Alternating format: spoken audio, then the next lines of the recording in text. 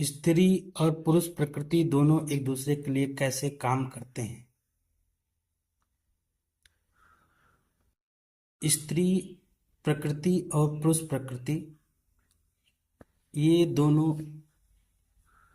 गुण के नाम हैं।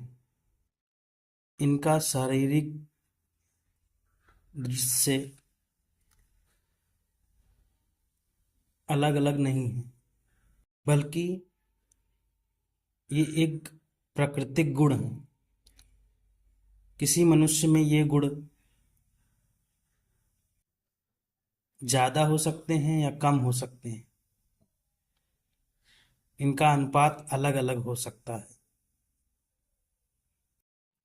किंतु ये दोनों ही गुण हर मनुष्य में पाए जाते हैं। वास्तव में कोई भी मनुष्य तभी पूर्ण होता है जब ये दोनों गुण उसमें समान मात्रा में होते हैं। किसी पुरुष में स्त्री गुण अधिक हो सकता है। इसका ये मतलब नहीं कि वो स्त्री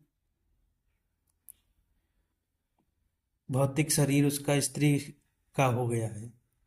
इसका ये मतलब है कि उस पुरुष में स्त्री गुण अधिक मात्रा में है बजाय पुरुष गुण के।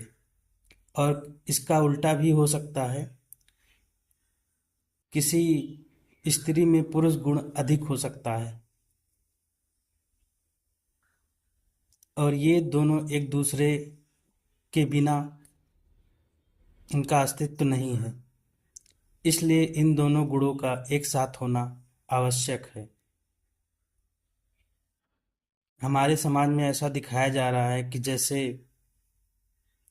पुरुष अलग जाति के हैं, स्त्री अलग जाति के हैं, जबकि ऐसा नहीं है। यदि समाज में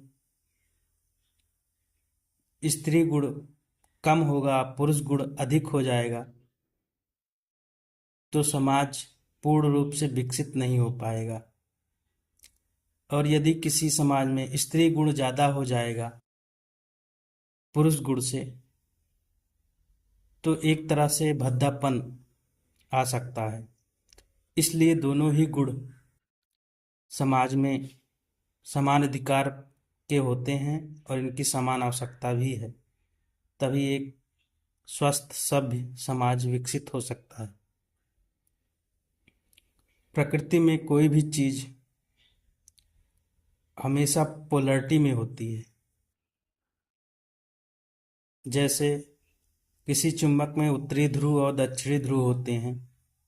इन दोनों को हमें अलग नहीं कर सकते।